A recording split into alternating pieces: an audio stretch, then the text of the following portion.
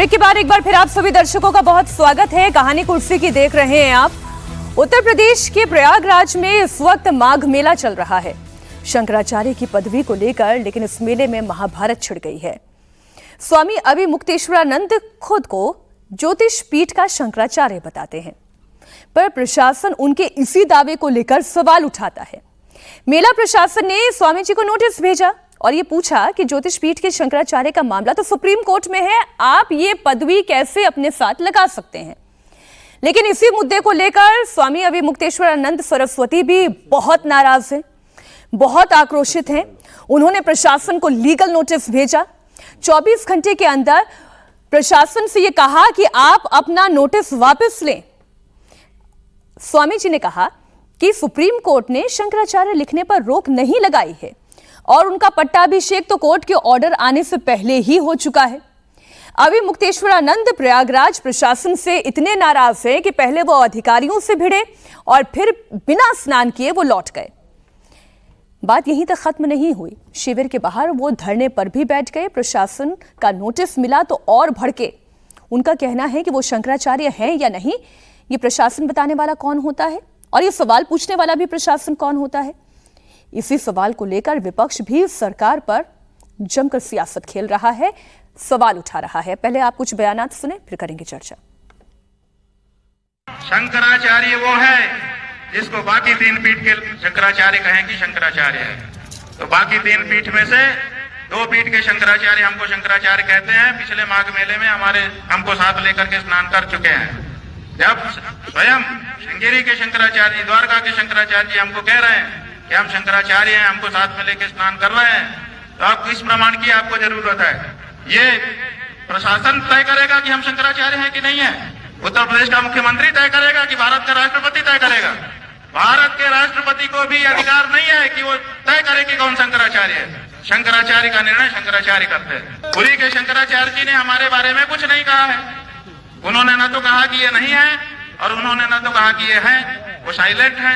तो 2 शंकराचार्यों का प्रत्यक्ष लिखित व्यवहारिक समर्थन और तीसरे पीठ के शंकराचार्य की मौन स्वीकृति हमारे साथ है। और कौन शंकराचार्य है ज्योतिष पीठ का, बताइए?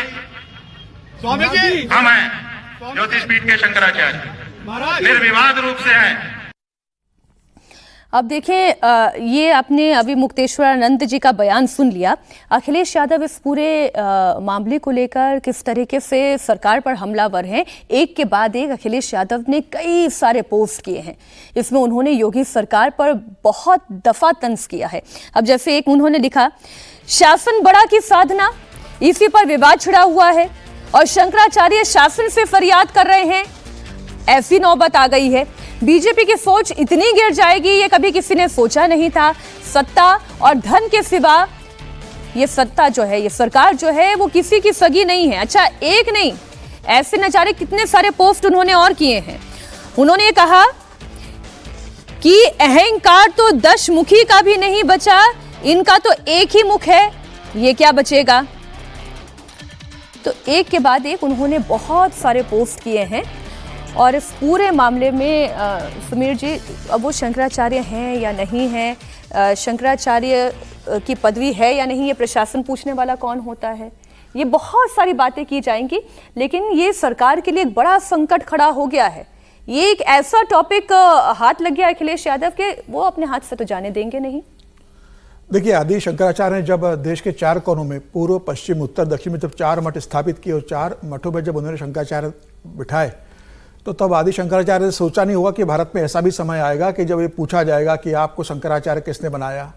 और भाई आज की तारीख में आप 4 शंकराचार्यों की है, चाहे श्रृंगेरी शारदा पीठ हो, चाहे द्वारका शारदा पीठ हो, चाहे अभी आप अगर देखें ये गोवर्धन पीठ का मामला हो या ज्योतिर्मय कुछ बयान सामने आ चुके हैं, श्रृंगेरी के भी, द्वारका पीठ के भी, वो अभिमुक्तेश्वरानंद जी के साथ है।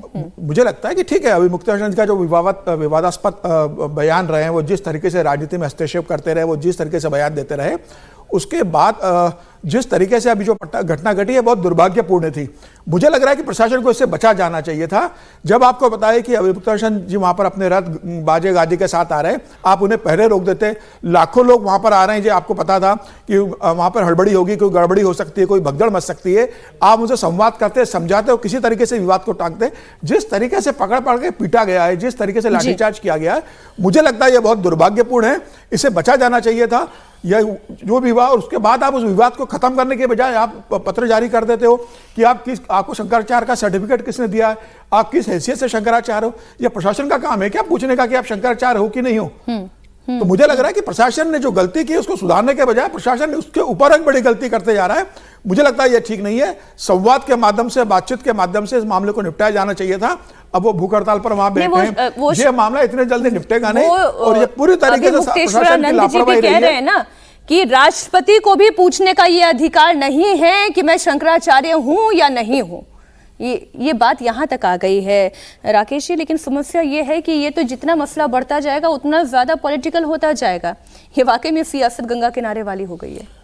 देखिए, ये सरकारी स्वीकार्यता का विषय नहीं है, सामाजिक स्वीकार्यता का विषय है कि समाज किसे मानता है, वो शंकराचार्य समाज उनको मान रहा है या नहीं मान रहा। दूसरी बात, शंकराचार्य जो है एक व्यवस्था है। सनातन धर्म की रक्षा के लिए आदि शंकराचार्य ने एक व्यवस्था दी और उसी व्यवस्था के तहत उन्होंने अपने शिष्य को शंकराचार्य बनाया, जो परंपरागत तरीके से चला आ रहा है। हम कहते हैं, मान लीजिए सरस्वती जी ने जी, मान लीजिए हम मानते कि वो शंकराचार्य नहीं है, लेकिन संत तो है। क्या उन्होंने सनातन विरोधी कोई कार्य किया है? क्या समाज उनको अस्वीकार कर रहा है? सरकार कौन होती है पूछने वाली कि आप शंकराचार्य हैं या नहीं है? पहली बात। दूसरी बात, यदि विवाद हुआ, उस विवाद का पटाक्षेप तो इस बात से भी किया जा सकता है कि संत के पास जाके आप क्षमा मांगिए और उनसे कहिए कि जो गलती हुई उसके लिए हम क्षमा प्रार्थी हैं, आप चलिए स्नान करिए, हम पूरे आदर के साथ आपको लेके चलेंगे। सर, मैं इसमें एक बार प्रशासन का एंगल भी बता दूं दर्शकों को। इसमें प्रशासन ये कह रहा है राकेश जी कि पहली बात तो शंकराचार्य के मुद्दे पर ही उन्होंने जो प्रश्न उठाया वो ये कह रहे हैं कि जितने अन्य शंकराचार्य भी हैं, जितने बड़े बड़े साधु संत भी हैं, ये कुंभ का मेला नहीं है, ये माघ मेला है और इसमें शाही सवारियां नहीं निकलती है, इसलिए उस तरीके की व्यवस्था नहीं थी।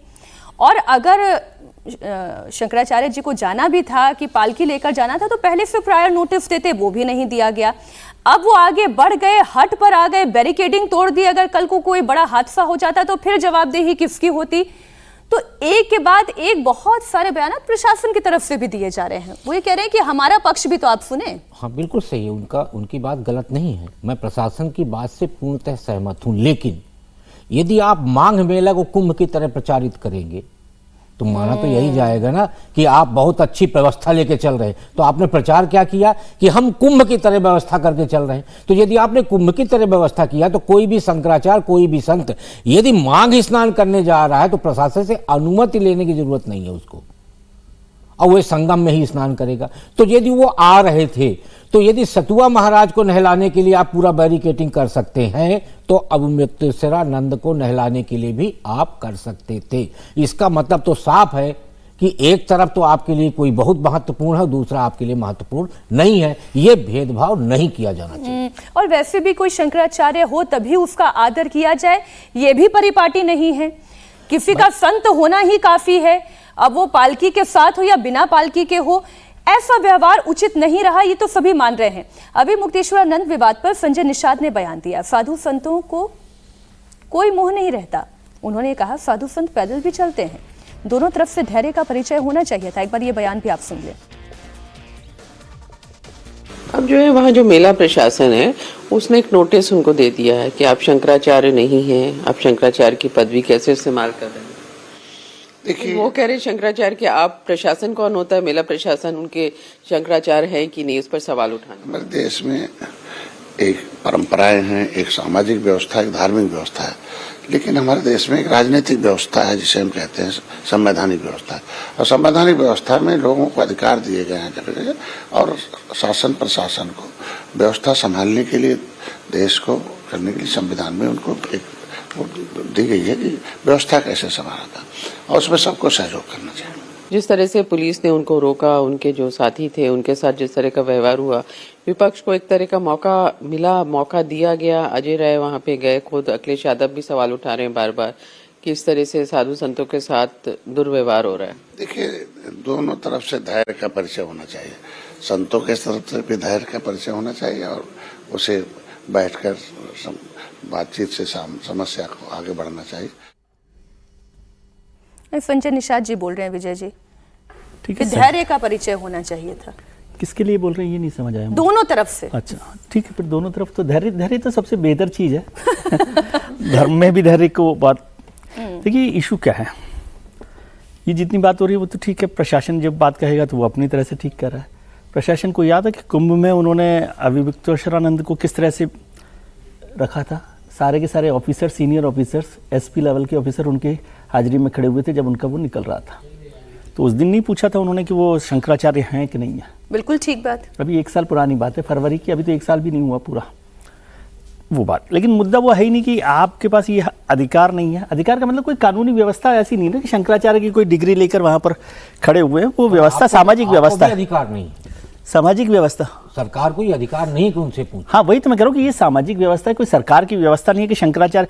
और जब वो इशू दूसरा आप इस पर आ गए कि नहीं अब शंकराचार्य हो कि नहीं हो, आप इसको कैसे करेंगे। मान लीजिए शंकराचार्य नहीं है, मीनाक्षी जी जा रही है, तो मीनाक्षी जी जा रही हैं यदि, तो उसके लिए भी सरकार की जिम्मेदारी है कि वो देखे कि ठीक से जा रहे हैं कि नहीं जा रहे, सुरक्षित जा रहे हैं कि नहीं जा रहे।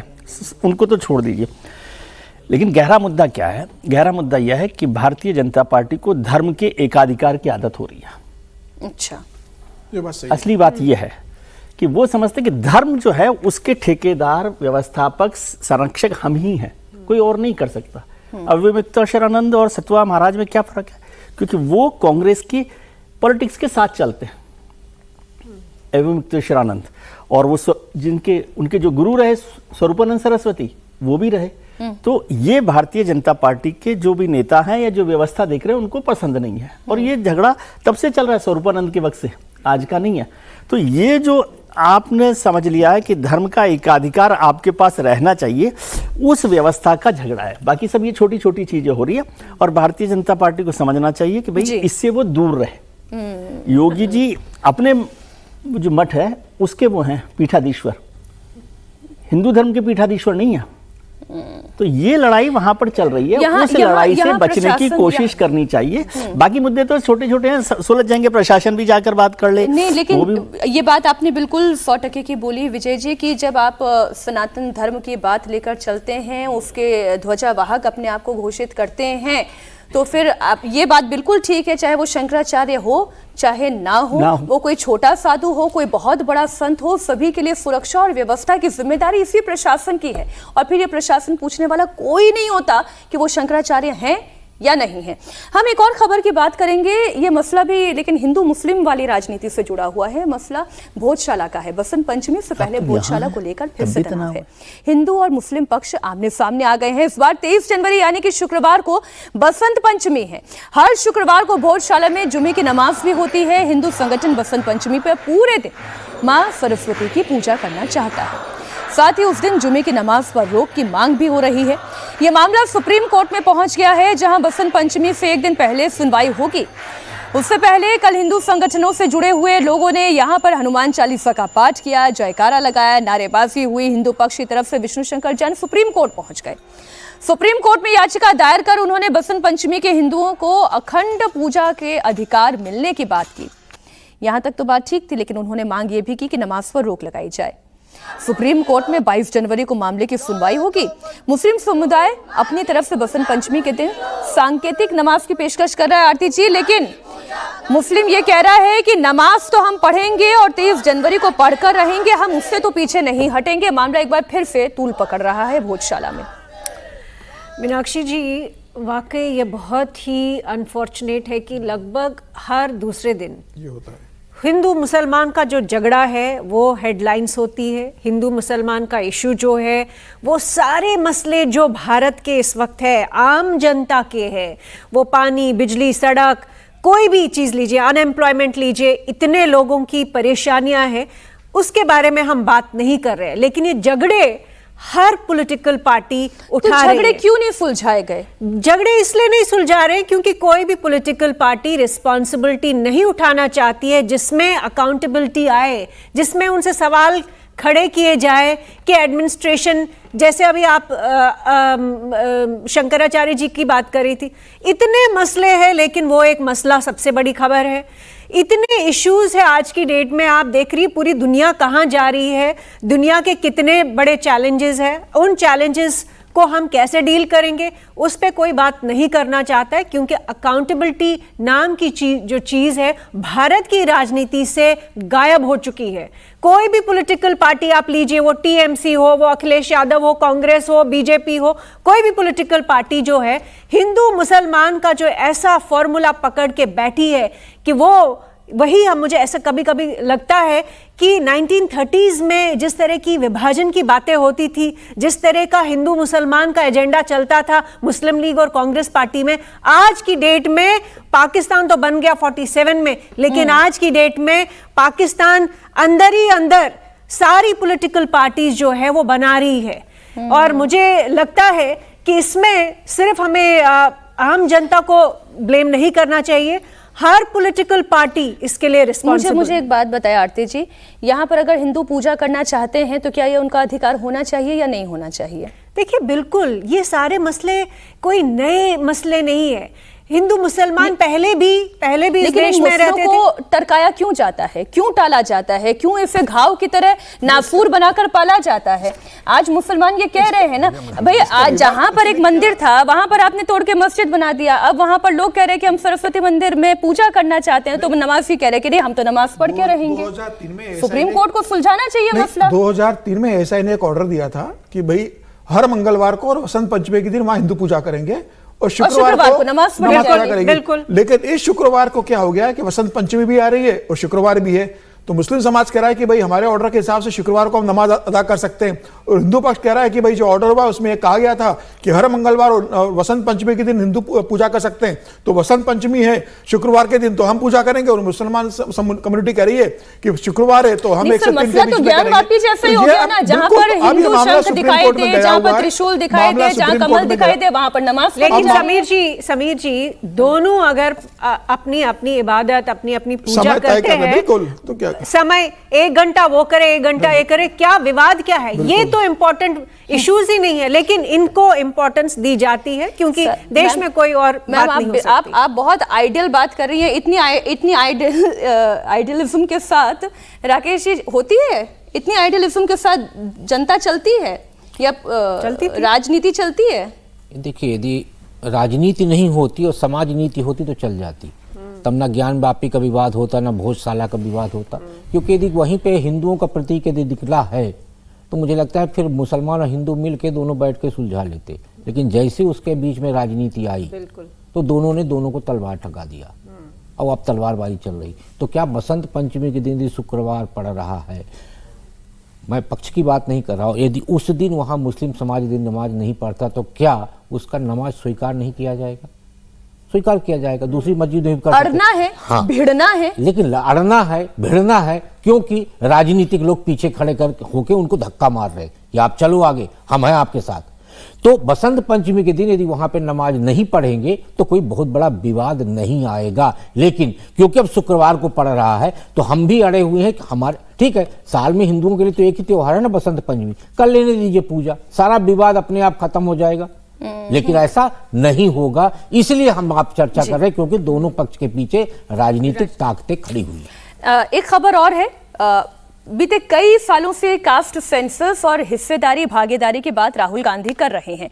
राहुल गांधी जहां जाते हैं ये गिनने लगते हैं कि कहां कितने दलित हैं और पिछड़ों को कितनी जगह है, लेकिन राहुल गांधी खुद अपनी पार्टी में झांककर नहीं देख रहे हैं। विरोधी उन्हें आईना दिखा रहे हैं। इस बार खुद उनकी पार्टी के नेता और पंजाब के पूर्व मुख्यमंत्री चरणजीत चन्नी ने उन्हें आईना दिखाया।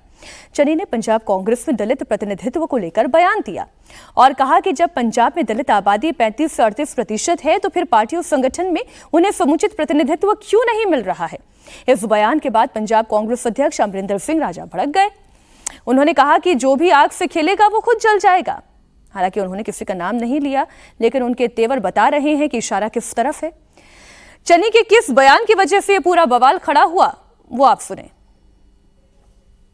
पंजाब में अगर आप मानते हो कि 38 या 35% आबादी है, जो है ही, तो फिर हमें रिप्रेजेंटेशन क्यों नहीं मिल रही? पंजाब का प्रधान भी अपर कास्ट है, प्रधान का सीएलपी लीडर भी अपर कास्ट है, पंजाब की महिला विंग भी अपर कास्ट है, पंजाब का जनरल सेक्रेटरी भी अपर कास्ट है। यार हम कहाँ जाए, ये लोग कहाँ जाएंगे? एक बड़ी अच्छी पोस्ट है, मैंने एक साथी पत्रकार की देखी, मैं वही जरा ढूंढ रही थी। उन्होंने बड़ा अच्छा बताया कि एक तरफ ये कांग्रेस है जो आपस में लड़ रही है और वहीं दूसरी तरफ है आम आदमी पार्टी जो राम के नाम के प्रचार के दम पर अपनी पार्टी की कमान जो है मजबूत करती जा रही है। ये दो पॉलिटिकल पार्टीज पंजाब में ही कैसे काम कर रही है उसकी एक बहुत बड़ी निशानी है। वो बाहर गिनती करते रह गए, अपने अपने प्रदेश में गिनती नहीं की उन्होंने की। नहीं तो पंजाब में तो कांग्रेस की जगह आम आदमी पार्टी आई है ना। और अभी आप तो पंजाब की बात करें, वो गुजरात पहुंच गए। गुजरात में तैयारी कर रहे हैं कि कांग्रेस की जमीन को कैसे हथियाया जाए। देखिए चरणजीत सिंह चन्नी ठीक बात कर रहे हैं, और जब नेतृत्व इसी बात को लेकर आगे चल रहा हो, कास्ट को लेकर, रिप्रेजेंटेशन को लेकर, तो संगठन, और उसमें तो संगठन में हिस्सेदारी में तो कोई मुश्किल काम भी नहीं है, कोई ऐसा तो है नहीं कि कोई बड़ी बात हो। संगठन में जितने लोग हैं उसमें से प्रतिनिधित्व तो कितना दिया जाए। जैसे भारतीय जनता पार्टी में कि ऑलमोस्ट 30% जो है हिस्सेदारी पिछड़े को, दलित को मिली हुई है, ऐसे कांग्रेस में भी कर दे। वैसे चरणजीत सिंह चन्नी को तो उस दिन याद करना चाहिए था जब बेवजह उनको मुख्यमंत्री बनाया था। बेवजह? हाँ, मतलब उनकी वजह से ही तो कांग्रेस का जो हाल हुआ वो तो ठीक है ना। तो दलित नेता के तौर उनकी योग्यता क्या तो दलित ही थी ना। हाँ, तो वही तो कह रहा हूँ, उनकी योग्यता तब दलित की तो थी। तो वो तो एक बड़ा हिस्सा लेकर बैठे हुए कांग्रेस से। अब हमेशा ही उन्हीं को हिस्सा मिले ये तो नहीं चल सकता। वो लड़ाई उनकी आपस में संगठन में निचले स्तर पर चल रही है। लेकिन राहुल जी के लिए ये सवाल को नहीं छोड़ा जा सकता कि भाई वो जब बात पूरे समाज में, पूरे सिस्टम में, वो तो अभी देख लेते हैं। आपको तो मीनाक्षी जोशी को और किस्सा कुर्सी का तो पूछते, बताइए कितने एंकर और कितने गेस्ट पैनलिस्ट आपके दलित हैं, कितने नहीं हैं। विजय त्रिवेदी भी पूछते हैं। तो वो वही सवाल वो करते। तो फिर संगठन में उनको इसमें महत्वपूर्ण भूमिका निभाना चाहिए और ये आदेश ही के तौर पर करना चाहिए। चरणजीत चन्नी जो मुख्यमंत्री बने थे उनको अपना बयान ध्यान रखना चाहिए। उन्होंने क्या बयान दिया था कि पार्टी ने सुखविंदर सिंह रंधावा का नाम मुख्यमंत्री के लिए तय कर लिया था, अचानक मेरा नाम आया है और केंद्रीय नेतृत्व का आभार कि उन्होंने एक दलित को मुख्यमंत्री बनाया। तो वही करो ना, रंधावा का नाम तय था, विधायक रंधावा को चाहते थे। चन्नी के साथ तो एक भी विधायक नहीं था, लेकिन राहुल गांधी और केंद्रीय नेतृत्व ने कहा कि भाई दलित को मुख्यमंत्री बनाना है और चन्नी उस आधार पर मुख्यमंत्री बने। तो जो खुद दलित के आधार पर मुख्यमंत्री बनते हैं वो आज ये कह रहे हैं कि कांग्रेस के अंदर दलितों का प्रतिनिधित्व नहीं मिल रहा। मुझे लगता है कि बेशर्मी की पराकाष्ठा है चन्नी की कि इतना स्वार्थी आदमी जो मुख्यमंत्री बन गया, उसके नेतृत्व में कांग्रेस में बुरी तरीके से चुनाव हार चुकी है। उसके बाद वो अब इस बात का जिक्र कर रहे हैं कि अब जब चुनाव आ रहे हैं 2 साल बाद, तो उनको लग रहा है कि फिर मैं दलित का कार्ड खेलूं, पार्टी मुझे कंफर्म मतलब राहुल जी ठीक कर रहे हैं। बिल्कुल, कि क्या है कि भाई आपको मुख्यमंत्री बना देंगे, सरकार आएगी तो कोई न राजा वडिंग बनेगा न कोई दूसरा रंधावा बनेगा, दो अलग आप ही अलग बनेंगे। भले पार्टी राहुल जी ठीक कर रहे हैं या नहीं कर रहे हैं? मैं कह रहा हूँ दो अलग अलग बातें। राहुल जी को रिप्रेजेंटेशन देना चाहिए दलितों को, जो लेकिन रिप्रेजेंटेशन का आधार क्या केवल दलित होना चाहिए? नहीं, मतलब जो भी आधार हो सब लोगों को जो मिलना चाहिए। लेकिन चन्नी के पास ये अधिकार नहीं कि वो इस तरह की बात राहुल गांधी पर सवाल खड़ा करें। मैं ये कह रहा हूँ दो अलग अलग बातें। उनकी मांग भले ही सही भी हो सकती है, लेकिन वो तो केवल इसी आधार पर मुख्यमंत्री दलित को राष्ट्रीय अध्यक्ष बना के रखा है भाई कांग्रेस ने। आप भी क्या बात कर रहे हैं? राष्ट्रीय अध्यक्ष दलित है जी, मतलब दलित तो है, ठीक है, दलित तो है, हाँ। है तो उस पे उसे नकारा नहीं जा राष्ट्रीय सकता। अध्यक्ष है तो